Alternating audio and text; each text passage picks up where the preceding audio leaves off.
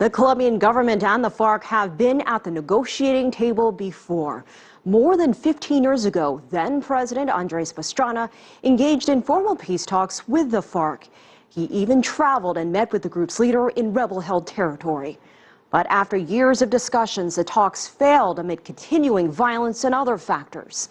We recently had the opportunity to sit down with President Pastrana. He shares his personal reflections of that time and tells us if the atmosphere in his country has changed enough to achieve lasting peace. President Pastrana, thank you so much for joining us. Thank you very much for the invitation. You initiated peace talks with the FARC more than 15 years ago. This was something that was very important to you. You spent years negotiating, talking to them about a peace process. So what has it been like for you to watch what's happened over the years when you were not successful? What has changed or maybe has not changed to allow some progress to happen? There were a lot of things that in the last 15 years happened that changed really what is happening today with the peace process. First of all, we create Plan Colombia. With Plan Colombia, we arm our army as never in the history of Colombia, that gave President Uribe and President De Santos the opportunity to go after the guerrillas if they don't want to sit in a peace process. And that's what really happened. What happened is that Plan Colombia, you may say that sit in the table the FARC today. So that was one of the huge achievements. Second, I think that many of the experience that we have in 1998 were taken by President Santos, and I think it's go a step forward.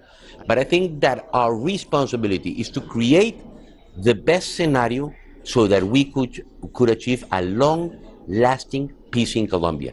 And that is done by a consensus. We have back again the support of the international community. During the talks I started with the FARC, we had more than 30 countries on the table of negotiation supporting my process. Today, back again, the international community is backing President Santos, is backing Colombia in this process, and that's why we hope, if we create this consensus, that we could achieve a long-lasting peace in my country. Many people consider Plan Colombia successful. Do you think that you have played a part in the peace process where it is today, the fact that maybe something will finally be achieved? No, I think that something is going to be achieved. But the peace process is not the end of violence in Colombia. That's one of the things. Because still we have to deal with two big problems. Still we have some paramilitary groups in our country, and those are involved also in the drug business. And we will still have to deal with narco-trafficking. You could achieve the peace process, but if the FARC, if they don't tell us Colombians the truth, it's going to be very difficult to end the narco-trafficking in our country. So that's why I think with the peace process of President Santos, we have a huge opportunity really to end with narco-trafficking in Colombia. So that's why we have to be very careful. That one thing is going to be the peace process, but still Colombia needs to commit in the fight on narco-trafficking. Still, today, we are the largest producing country of coca in the world. And that's why we need still the help of the world. That was why Plan Colombia was created. I started Plan Colombia with what I call the theory of co-responsibility. We, Colombia, we used to produce, and we still are producing drugs, but the US is the largest consuming country in the world. And Europe today is starting to be also the largest consumer countries in the world are located in Europe. That's why we not only need the help of the United States, but also the help of the Europeans in the fight against narco-trafficking. So despite the progress, you believe Plan Colombia should continue. How should it evolve to the situation in Colombia today? I think that we need to continue Plan Colombia in which the way it was conceived. Why? Because basically Plan Colombia had, if I may say, 3 or 4 legs. One of them, it was the strength of our military to fight not only the guerrilla, but also narco-trafficking. Plan Colombia was created basically to go after the war on drugs. So that's why we strengthen our army as never in the history of our country. Second, the social side of Plan Colombia.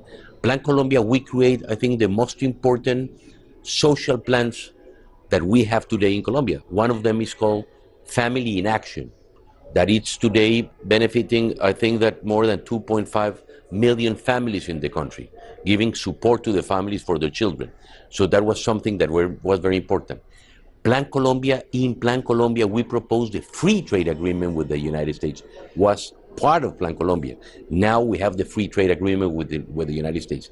And we need to get more involved if we achieve peace process in keeping the guerrilla that want to get back to the legal side of for example, agriculture or some of the micro industries in Colombia. We need to have money to get these people back. And I think one of the most important things is still eradicating drugs, alternative development in these areas, and investing in the people that want to stay. The FARC used to be and is still, I think, a rural group. Most of the people of the FARC today, you could have 10, 12,000 people of the FARC today, I think they want to return to agriculture, they want to return to their own cities, and I think that's where we need money to give these people the possibility to go back to the legal business that basically is going to be agriculture, protecting the environment, protecting our rainforests. I think there's a lot of opportunities. The perception of Colombia has changed. People want to visit, they're curious about Colombia.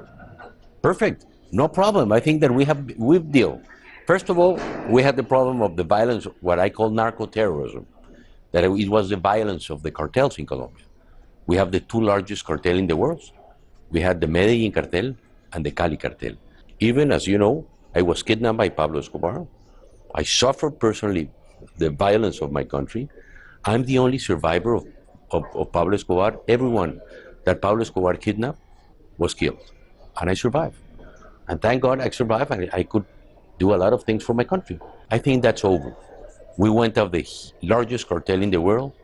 We fight them, we defeat them. Still we have the problem. Still Colombia is a producing country. That's why we need the help of the world. Do you think that the FARC has changed over the years? Well, it has changed for good and bad. For bad, I think that they were a Marxist, Leninist guerrilla group, and now is the largest cartel of cocaine in the world. So I think that they gave up their ideology and they got involved in the largest business of the world, that is the drugs. There are reports that if a peace process is achieved with President Santos and the FARC, that they could be seen as potential winners of the Nobel Peace Prize. I don't think that you don't do a peace process to win a Nobel Peace Prize. You do the processes for the peace, not for the Nobel Peace Prize. You do a peace processes for your country. I don't think, as president, I cannot think that you start working for the peace looking for a prize. It doesn't matter what's the name of that prize. I think if you're achieving a peace process, it's for the benefit of your country and of your people. And that's what you need to think. Because if you're thinking on the peace prize, maybe you will give many things to the other group to try only to achieve peace. And that will be a huge mistake. Because you could achieve peace for 1 year or 2 years or 3 years, but you could not achieve a permanent peace in the country. And that's what you need to think. I'm going to win a peace prize, or I'm going to do peace that will benefit for my country. I think that is what you need to think when you're president of a country as Colombia. President Andres Pastrana, thank you so much for being with us. Elaine, thank you very much.